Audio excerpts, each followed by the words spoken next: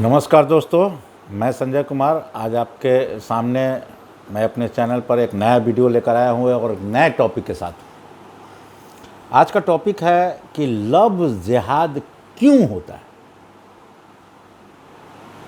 Love जिहाद क्यों होता है, उसके पीछे का कारण क्या है, सबसे बड़ा टॉपिक यही है आज के वर्तमान परिप्रेक्ष्य में।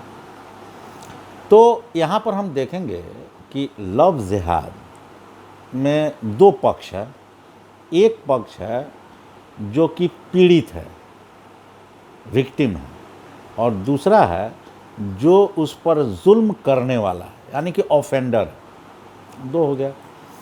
अब यहाँ जो बेसिकली हम अपने समाज में देख रहे हैं वो यहाँ पर ऐसा है कि हिंदू जो लड़की है या क्रिश्चियन है वो विक्टिम है, पीड़ित है, और जो ऑफेंडर है वो मुस्लिम लड़के हैं। अब चूँकि हमारे देश में बहुत बड़ी संख्या में ईसाई आबादी नहीं है, वो केरल वगैरह में कुछ संख्या है, तो वहाँ पर भी ये घटनाएं हो रही हैं। तो वो ईसाई लड़कियों पर हम अपनी बात को केंद्रित नहीं करेंगे, हम यहाँ पर हिंदू लड़की और मुस्लिम लड़के, और ये जो लव जिहाद की घटनाएं जो घट रही है वो आखिर हो क्यों रही है, इस पर हम अपने पूरे वीडियो को केंद्रित रखेंगे। इसमें पहला जो एक पक्ष है, जो लड़की है, उस पर हम लोग चर्चा करते हैं कि वो क्यों विक्टिम हो जाती है, वो क्यों उसकी शिकार हो जाती है, उसके पीछे क्या कारण है। एक पक्ष है कि जो पीड़ित है तो वो क्यों पीड़ित हो जाती है, क्यों उसकी शिकार हो जाती है, और दूसरा है कि वो जो ऑफेंडर है, जो जुल्म करने वाला, वो ऐसा क्यों करता है। दो ही पक्ष है ना, तो इसी दोनों पक्ष पर हम आज चर्चा करेंगे। पहला है कि जो लड़कियां हैं हिंदू घर की, वो आज के समय में पढ़ लिख रही हैं, अब सभी अपने पैरों पर खड़ी हो रही हैं। पहले की जो औरतें होती थी तो वो उनके जो माता पिता हैं, जो भी अपना जो धार्मिक रीति रिवाज का पालन करते थे, उसको वो पूरी तरह से आंख मूंद कर उसका पालन करती थी। तो उसमें पूरी तरह से रमी होती थी, उनको दाएं बाएं कुछ सोचने का ज़रूरत ही नहीं होता था। इसलिए वो कभी भी वो लव जिहाद जैसे किसी भी कार्य का वो शिकार नहीं हो सकती थी। लेकिन आज की डेट में जो भी हिंदू लड़कियां हैं वो सभी जो हैं, उनके माता पिता उसको अच्छी शिक्षा दे रहे हैं और उसको भी उतना ही महत्व दे रहे हैं जितने लड़के को देते हैं। तो वो अपने पैरों पर खड़ी हो जा रही है, और नहीं तो उस तरह का कोर्स कर रही है कि फिर वो अपने पैर पर खड़ी हो जाएगी। उसकी इतनी एबिलिटी रह रही है कि हाँ, कि उसको है कि हाँ, हम अपना जीवन खुद अपना चला सकते हैं। तो एक आत्मनिर्भर लड़की है, औरत है। लेकिन ये तो परिवर्तन हो गया। लेकिन हमारे यहाँ जो हिंदू घरों में क्या है कि एक बहुत बड़ा हाइपोक्रेसी, जैसे कि उसको मतलब उसका हिंदी अंग्रेजी तो बड़ा सुंदर है हाइपोक्रेसी, लेकिन इसका अनुवाद करेंगे तो उसका अनुवाद होगा दोगलापन। तो हमारे यहाँ क्या है कि यह हाइपोक्रेसी है हिंदू धर्म में, कि हम लोग क्या कर रहे हैं कि एक तरफ जो है ये एक ब्रॉड सेंस रख रहे हैं कि हाँ, कि वंशवाद नहीं चलना चाहिए, राजतंत्र नहीं होना चाहिए, हर व्यक्ति को एक फ्रीडम है, वो उसके अंदर उसकी एबिलिटी के आधार पर उसके गुण के आधार पर उसकी पूजा होनी चाहिए और उसको वो योग्य पद मिलना चाहिए, वो जिस योग्य है। लेकिन दूसरी तरफ क्या है हमारे धर्म में, हिंदू धर्म में क्या है कि जैसे कि पूजा पाठ का जो तरीका है वो अभी के समय में इतना दकियानुसी स्तर पर जा पहुंचा है कि जैसे कि मान लें कि पूजा पाठ करा रहे हैं, पूजा पाठ कराते तो कौन है, वो पंडित हैं, जिनको ब्राह्मण कहा जाता है या पंडित कहा जाता है, वो पूजा पाठ करा रहे हैं। लेकिन जो हिंदू जो हमारा जो बेसिक ग्रंथ है, हमारा बेसिक ग्रंथ क्या है, ये भी अभी आज के डेट में हिंदू लोग नहीं जान रहे हैं कि वो वेद है, वेदांत है, उपनिषद है, और उपनिषद का ही एक अंग है गीता। तो हमारे हिंदू घरों में आप जाइए तो कितने घरों में इन ग्रंथों के लोग नाम जानते हैं। हम बोल रहे हैं नाम जानना, नाम जानना, समझ रहे हैं ना, नाम। अभी आज के जो बच्चे हैं हिंदू घरों में, उनसे आप पूछिएगा कि वेद, वेदांत, उपनिषद यह है क्या, तो वो बगले झांकने लगेंगे। और उपनिषद का कुछ नाम पूछ दीजिएगा तो खैर कोई बातें नहीं है, तो काम समाप्त है, तो ये क्या चीज़ है। तो वैसी स्थिति में जो हमारा जो मूल ग्रंथ है उसके बारे में कोई ज्ञान की बातें ना, उस पर चर्चा करना कुछ है ही नहीं है घर में, ऐसा कुछ है ही नहीं। अगर कुछ है तो थोड़ा सा रामायण के बारे में चर्चा हो गया, वो भी टीवी के माध्यम से। आजकल जो टीवी पर जो संपूर्ण रामायण चला और महाभारत चला, उसी के आधार पर जो है कुछ परसेप्शन बना हुआ है कि हाँ कि रामायण और महाभारत के आधार पर जो है हिंदू धर्म के बारे में कुछ थोड़ा बहुत जान रहे हैं।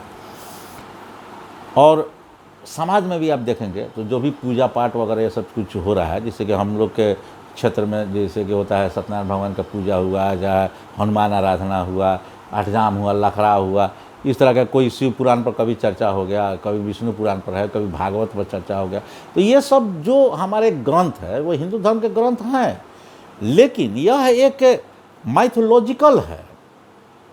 यह जो है स्पिरिचुअल और आइडियोलॉजिकल जो सैद्धांतिक है वो ये ग्रंथ नहीं है, वो एक माइथोलॉजी पर आधारित है, जो इन चीज़ों को डाइजेस्ट नहीं कर सकते हैं, जो माने एकदम रियलिस्टिक आइडियोलॉजी जो है उस चीज़ को जो नहीं पचा सकते हैं उनके लिए बनाया गया पुराण वगैरह ये सब चीज़ जो है, या गीता सॉरी आपका महाभारत, रामायण वगैरह सब ये जो ग्रंथें लिखी गई हैं, या पुराण वगैरह जो लिखा हुआ। तो हमारे घरों में इसी सब का परसेप्शन है। और जो है हमारा हिंदू जो धर्म है वो शादी विवाह, पूजा पाठ, मरण श्राद्ध इसी से जुड़ कर रह गया है। तो हम लोग जो है इसी को देख रहे हैं, हमारे बच्चे भी जो है इसी चीज़ को देख रहे हैं कि कोई पंडित जी आते हैं घर में पूजा कराते हैं, शादी के समय में वो आते हैं पूजा कराते हैं। और हमारी घर की जो औरतें हैं वो जो भी पूजा पाठ कराने आते हैं वो कितना पढ़े हैं, लिखे हैं, कितना उनको ज्ञान है, इस सबसे कोई मतलब, उनका उम्र क्या है, इस सबसे कोई मतलब नहीं है। वो श्रेष्ठ हैं, उनकी पूजा कर रहे हैं, उनको पैर छूकर उनका प्रणाम कर रहे हैं, उनसे आशीर्वाद ले रहे हैं।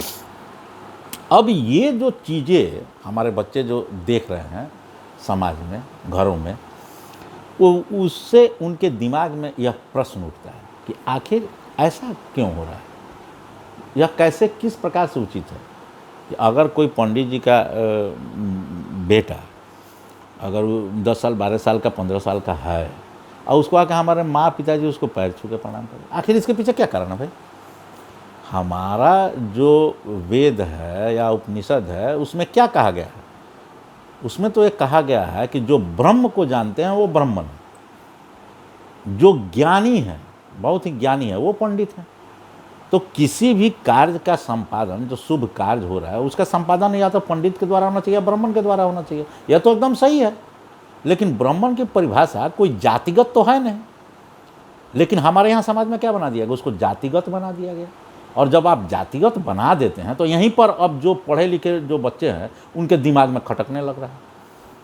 अब जो ब्राह्मण जाति के हैं या पंडित जाति के हैं उनके भी बच्चे इस पर विचार कर रहे हैं, वो सोच रहे हैं कि भाई कि हम में क्या भाई मतलब है कि भाई कि अब हम कहीं जा रहे हैं तो हमको भाई प्रणाम किया जा रहा है, जो अधिक उम्र के भी हैं वो भी सोच रहे हैं कि भाई कि ये तो उचित नहीं है। क्योंकि आप देखिएगा कि ऐसा नहीं है कि जो लव जिहाद हो रहा है, लव जिहाद में आपका जो मेरा आकलन है उसमें 25% ब्राह्मण घरों की लड़कियों का धर्म परिवर्तन हो रहा है।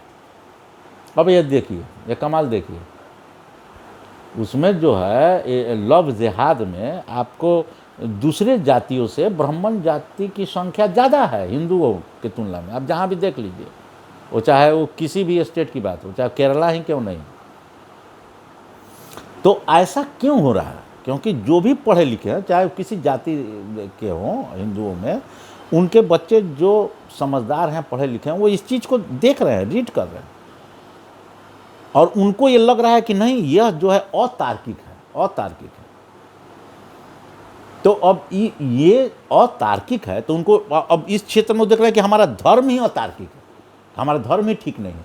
तो कोई भी व्यक्ति जो है उसको अगर लॉजिकली ढंग से अगर मिसकन्विंस कर रहा है, तो इसमें गलती उस बच्चे की नहीं है, बल्कि उस परिवार की है, उसके माता पिता की है, कि वो जो है अपने बच्चों को ये बताया नहीं कि हमारे धर्म का जो है मेन जो एग्जिस्ट है, और जो ज्ञान अगर तुम लॉजिकली जानना चाहते हो, हमें अपने बच्चों को ये बताना पड़ेगा कि ठीक है, हम भी नहीं जानते हैं, लेकिन तुम इतना जान लो कि अगर तुम अपने हमारे हिंदू धर्म के बारे में अगर तुम बहुत ही गहराई से जानना चाहते हो, तो इसके लिए तुमको वेद, वेदांत, उपनिषद, ये सब चीज़ों, अरण्यक, इन सब चीज़ों का तुमको अध्ययन करना पड़ेगा, तब तुम इसके गहराई में जाओगे। और ये गहराई इतनी है कि दुनिया के किसी भी धर्म में वो गहराई नहीं जो सनातन धर्म में है। लेकिन सनातन धर्म में कहाँ? वो उपनिषद और वेदांत में। ये ऐसा नहीं है कि हाँ, कि जो हम आज के डेट में जो है पुराण के अनुसार जो हम अपना पूजा कर रहे हैं, शिव पुराण पर चर्चा कर रहे हैं कि हाँ कोई शंकर जी हैं, पार्वती जी हैं, अरे ये तो बहुत ही छोटी चीज़ है, बहुत ही छोटी चीज़ है। अब आपका आदि गुरु जो शंकराचार्य है, उन्होंने निर्वाण षटकम एक लिखी है ग्रंथ, जो उसमें मात्र आपका 8 श्लोक ही हैं उसमें, लेकिन उसकी गहराई क्या है कि परमात्मा है क्या, उसकी बहुत सटीक व्याख्या किया है आदि गुरु शंकराचार्य ने। लेकिन इस पर चर्चा कहाँ होता है, ज़रा बताइए आप हमको। और उपनिषद है, कठोपनिषद, एक से एक उपनिषद है, सर्वसार उपनिषद, और उसमें जो गहराई है उसकी कल्पना आप नहीं कर सकते हैं कि कितनी गहराई है। तो अगर हमारे बच्चे अब उस लेवल पर चले गए हैं कि उनको लॉजिकल बात चाहिए, तो ठीक है, हम नहीं जानते हैं, तो हम उनको ये बताना देंगे कि तुम हिंदू धर्म को सिर्फ ये पूजा पाठ से ही संबंधित तुम नहीं समझ लेना, और इसको तुमको अगर गहराई में जाना है तो हमारा जो है वेदांत है, उपनिषद है, उनको तुमको जानना पड़ेगा, तब जाके तुम इसकी गहराई को समझ पाओगे। हाँ, ये तो जो शादी विवाह ये सब चीज़ जो हो रहा है, यह एक इसका बाहरी दिखावा भर, इसकी गहराई में नहीं है, ये बहुत ही बचकाना है। और साथ ही साथ हमें इस चीज़ पर ध्यान देना होगा कि जो सही में वेदांत के जानकार हैं, वो चाहे किसी भी जाति के हैं, असल पंडित वही हैं, असल ब्राह्मण वो हैं, न कि किसी जाति में पैदा हुए। और इसको सभी को समझना पड़ेगा, पूरे हिंदू धर्म में सभी लोगों को ये बात समझना पड़ेगा। और जब हम उन्हें आदर देंगे कि हाँ, कि जो सही में वेद के जानकार हैं, जो सही में वेदांत के जानकार हैं, जो सही में उपनिषद के जानकार हैं, उनको जब हम इज्जत, सम्मान, रिगार्ड जब देना शुरू करेंगे, तब ऑटोमेटिक है समाज में इसको जानने वाले लोगों की संख्या बढ़ने लगेगी। और जब बढ़ने लगेगी तो बस ठीक है, समाज परिवर्तन होने लगेगा। जो हमारा वेद के समय था, जो उपनिषद के समय हमारा समाज था, उस समाज की फिर पुनर्स्थापना होगी, और तभी भारत विश्व गुरु बनेगा। अगर हम इस जात पात के चक्कर में अगर हम रह के चलेंगे कि नहीं ये ब्राह्मण है और ये श्रेष्ठ हैं, आज के डेट में शादी ब्याह कर रहे हैं और उस ब्राह्मण को कुछ नहीं आ रहा है, वो सिर्फ उसको ठीक से पढ़ने भी नहीं आ रहा है, वो जो किताब देख के पढ़ रहा है उसको पढ़ने भी ठीक से नहीं आ रहा है, उसके अंदर की बात तो तुम छोड़ ही दो कि क्या है क्या नहीं है। तो उसको अगर हम सम्मान देंगे तो क्या होगा, समाज गर्त में ही न जाएगा। और इस तरह से दिग्भ्रमित जो बच्चे हैं हिंदुओं के, उनको आसानी से सॉफ्ट टारगेट बनाया जा सकता है, उनको समझाया जा सकता है, मिसकन्विंस किया जा सकता है कि तुम्हारा धर्म तो बेकार है। अब कि तुम्हारा जो शंकर जी हैं, तो भाई कि पार्वती जी जब अथी हो गई, जल गई, तब रोने लगे, उसके बाद नाचने लगे, और उसके बाद उनको उठाकर अब अपना चल दिए, तो कहीं पैर गिरा, तो कहीं हाथ गिरा, तो कहीं गर्दन गिरा, तो वहाँ मंदिर बन गया। अरे भाई, इसका कोई लॉजिक, कोई है अर्थ? ये लॉजिकल है कहीं से? तो यही बताया गया है। तो आदि गुरु शंकराचार्य का निर्वाण षटकम पढ़ाओ ना बच्चे को, कि समझ में आ जाएगा कि हाँ कि क्या है शिव, आखिर है क्या, तुमको समझ में आ जाएगा। शिव का मतलब वही है कि पार्वती के जो हस्बैंड है वही शिव है। तो ये सब चीज़ आप समझाए हैं कभी बच्चों को? तो असल जो धर्म है और जो ग्रंथ है उससे तो भेंट हुआ नहीं, और इधर उधर में चक्कर में पड़े हुए हैं, और इस चक्कर में दूसरा कोई मिसकन्विंस आसानी से कर दे रहा है उसको।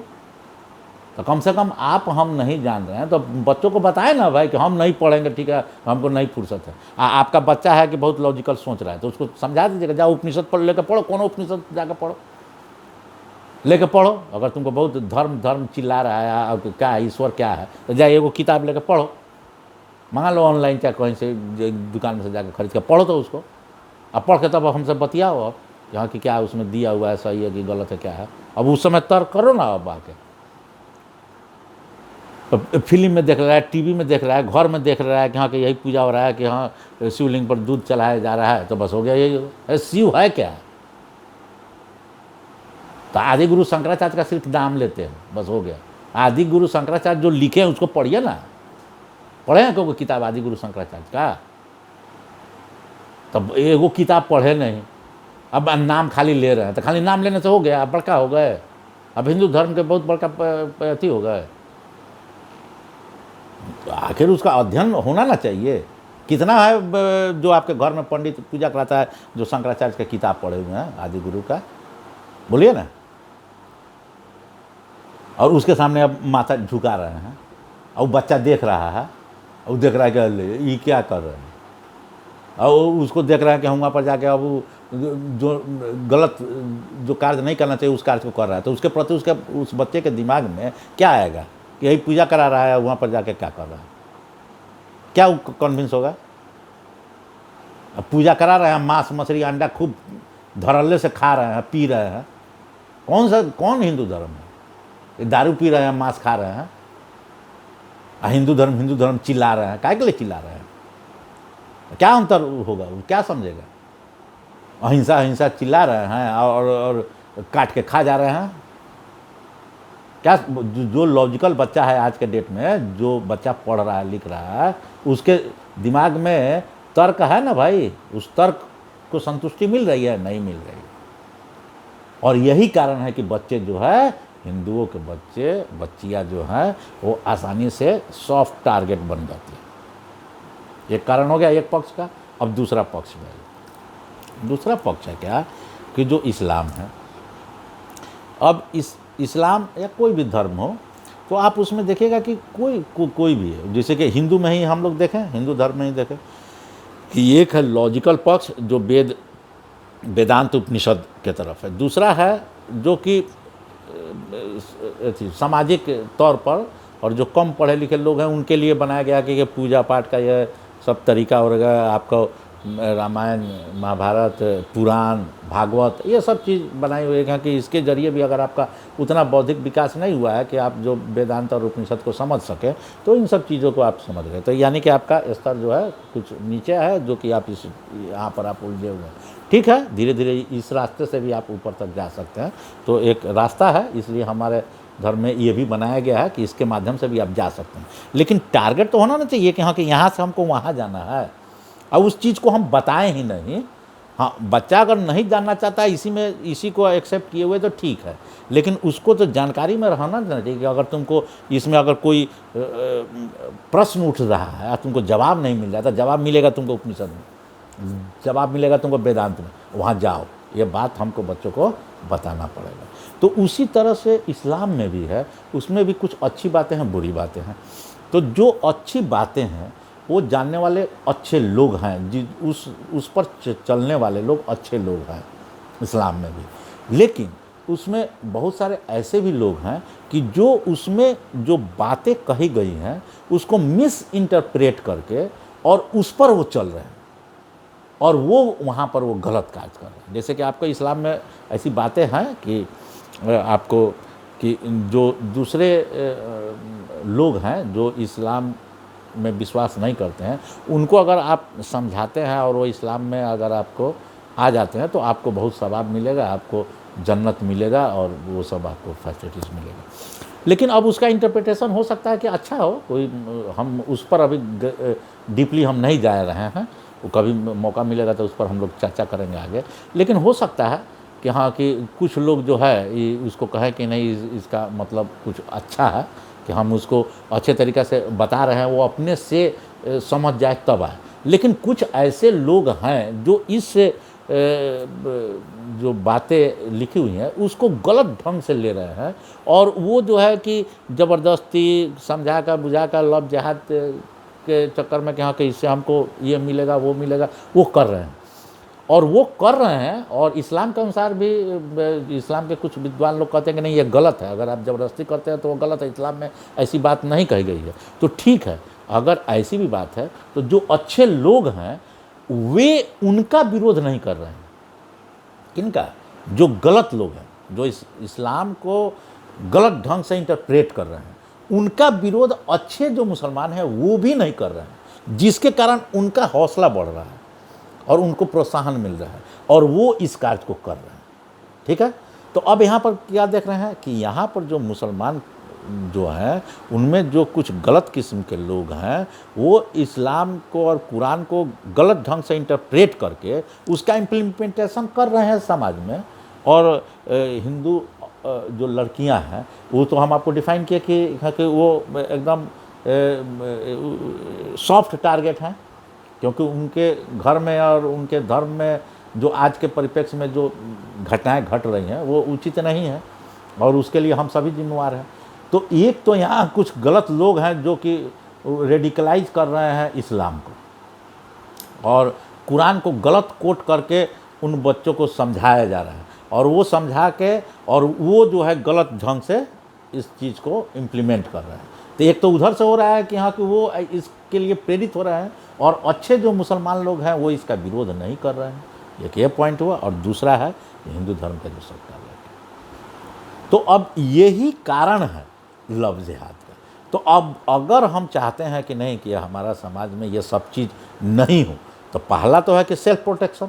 तो हिंदू जो लोग हैं वो अपने बच्चों को, अपनी बेटा हो या बेटी हो, उनको अपने धर्म के बारे में पूरा क्लियर करके बताइए कि हाँ कि हमारे धर्म की ऊंचाई जो है वो कहाँ है, और वो ग्रंथ कहाँ है, और हम अभी कहाँ हैं, ये बात उनको बता दीजिए। अब इसके आगे जानना ना जानना उनका काम है, वो समझेंगे। ये बात हो गया। दूसरी बात है कि हमारे अंदर जो गड़बड़ियाँ हैं जात पात की, वो हमारे यहाँ विचारों और कर्म के आधार पर वर्ण हुआ है। तो उस वर्ण को आप प्रोत्साहित कीजिए, और जो अच्छे लोग हैं, जो वेद और वेदांत और उपनिषद के ज्ञाता हैं, उन्हें वो इज्जत और सम्मान समाज के द्वारा मिलना चाहिए। तब जाके जो है समाज, जहाँ पर आपको हम लोग पढ़ते हैं कि जहाँ विद्वान की पूजा होती है वहीं पर स्वर्ग है। तो विद्वान का मतलब क्या है? जो जाति से पंडित है वही विद्वान है, जो जाति से ब्राह्मण है उसी को विद्वान कहा जाता है।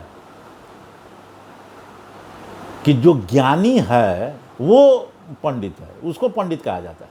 जो ज्ञानी है वो पंडित है, जो ब्रह्म को जानता है वो ब्राह्मण है।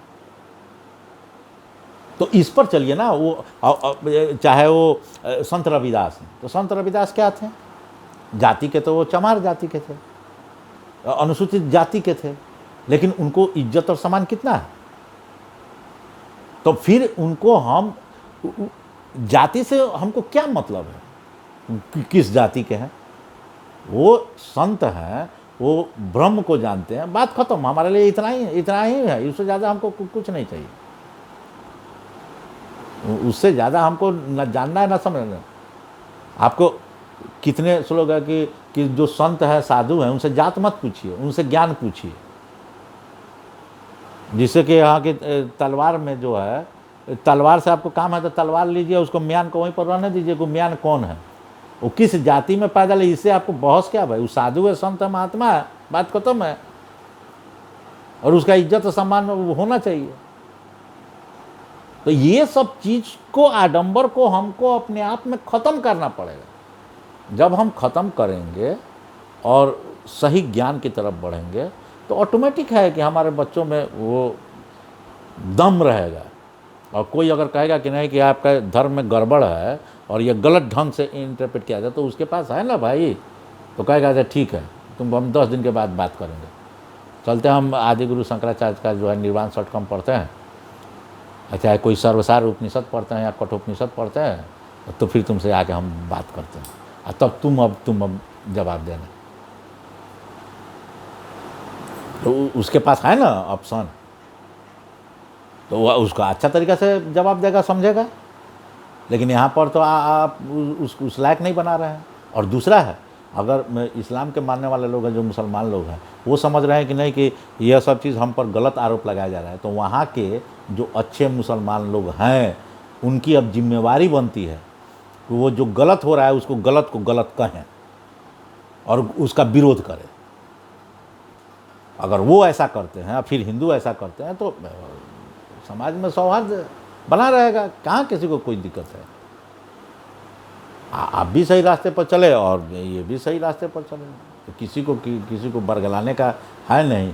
लॉजिकली और सैद्धांतिक रूप से चर्चा हो तो हो, खुलकर चर्चा हो, क्या दिक्कत है। जब चर्चा होने लगेगा तो बहुत से लोग हैं कहने लगेगा कि नहीं, कुरान पर तो चर्चा ही नहीं होना चाहिए, इस पर तो बातें नहीं होना चाहिए। अब बताइए, यहाँ पर बात नहीं होना चाहिए, यहाँ पर आपको जो मन करे वहाँ बोल दीजिए, माने हिंदू के धर्म पर, हिंदू के ग्रंथ पर जो मन करे सो बोल दीजिए, तो सही हो गया। किसी ग्रंथ पर बोलबे नहीं कीजिए, तो नहीं बोलना है तो किसी पर मत बोलिए, चुप रहिए।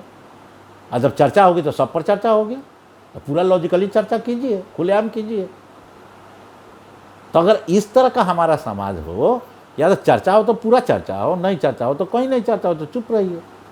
ब्लेस्फेमी जो है, इस निंदा है, तो इस निंदा सिर्फ इस्लाम में है कि आप कुरान के खिलाफ में कुछ बोल दीजिए, चाहे मोहम्मद साहब के खिलाफ में तो गलत हो गया, राम के खिलाफ में कुछ जो मन करे तो बोल दीजिएगा, काय बोलिएगा, क्यों बोलिएगा। वो चाहे हिंदू ही हो तो क्यों बोलेगा।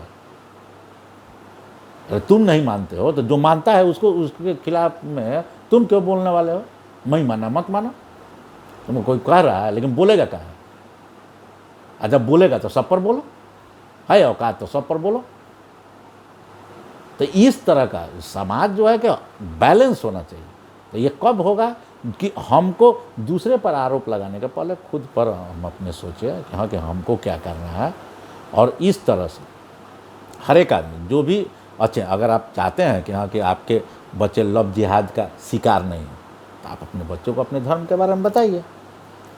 अगर कोई मुसलमान है वो कह रहे हैं कि हमारे बच्चों पर ये आरोप नहीं लगे कि हाँ कि ये इस तरह का गलत काम कर रहा है, ज़बरदस्ती लोभ में प्रलोभन में दे के और लव जिहाद का शिकार बना रहा है, उसको इस्लाम में ला रहा है, ये बात गलत है, ये हम पर आरोप लगाया जा रहा है। तो ठीक है, तो आप जो कर रहा है उसका विरोध कीजिए, बोलिए।